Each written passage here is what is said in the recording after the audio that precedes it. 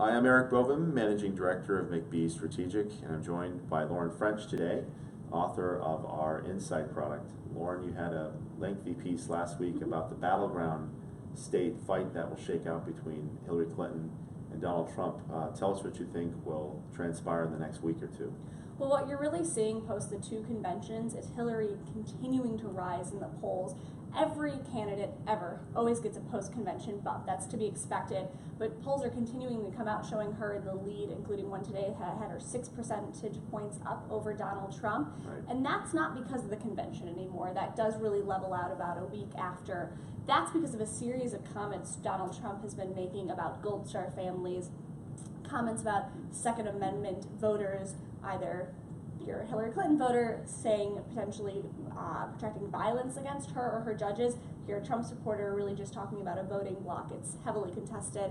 But the more Donald Trump continues to make these comments, and the more now that we're in a general election sphere where it hits him against Hillary, that's going to continue to hurt him. So you're looking at states like Arizona and Georgia, which haven't elected or even voted for a Democrat since Bill Clinton was running in his first and his second campaign, now coming into play. Pennsylvania, which should be trending in the Trump department because it is getting more Republican, probably squarely in the Clinton camp now. And it's really going to be an interesting map.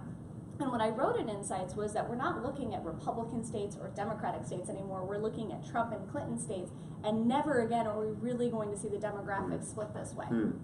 I haven't dove into the numbers like you have, but is the bump a function of her unfavorability ratings going down and therefore she's going up, or is it that the self-inflicted gaffes by Mr. Trump, or both of those things together? It is a little bit of both of them together. Her unfavorable numbers have gone down. Her favorable numbers have little bit etched up after the convention, but a lot of it is people who were on the sidelines, potentially independents, potentially moderate Republicans. You're seeing a series of former members of Congress, former governors, former members of the George W. Bush administration saying, can't vote for Trump, I'm going to vote for Hillary. So, of course, it is a little bit of Trump is becoming a wild card for Republicans, and that is helping her numbers because people are being driven from him to her. He then, after saying he wasn't going to endorse Paul Ryan, of course, he then endorsed Paul Ryan. Paul Ryan has won in his very challenging primary. What's going to happen down ballot with Trump remaining this wild card, if in fact he remains the wild card? What I think is going to be really interesting here is, of course, the Senate's in play. The Senate's always been in play just because of the number of vulnerable Republicans, Kelly Ayotte, Mark Kirk, for example. But I think what you're going to see is Republicans who have been lifelong Republicans or who vote conservative, they might go and write in Gary Johnson or Hillary Clinton or Marco Rubio, if you will, but then down the rest of the ticket, they're going to vote Republican. This isn't going to, in a lot of places that are Republican, spur out new Democratic voters. There's a story out from California saying that there's a spike in Democratic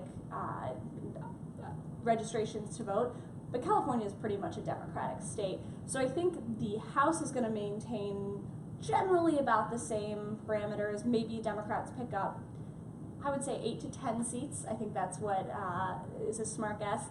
The Senate you could see going 50-50, 51-49, but it isn't going to be a huge wave for Democrats the same way it was for Republicans back in 2010.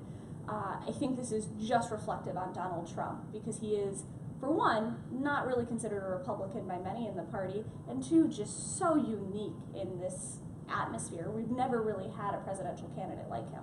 And we've never really had so many viable third parties. Viable in the sense of could they make the stage and debate.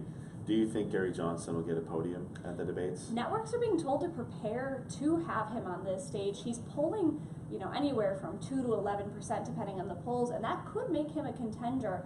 The biggest thing about Gary Johnson is, for the most part, conservative Republicans won't go out and vote for him, but those more libertarian-minded Republicans could.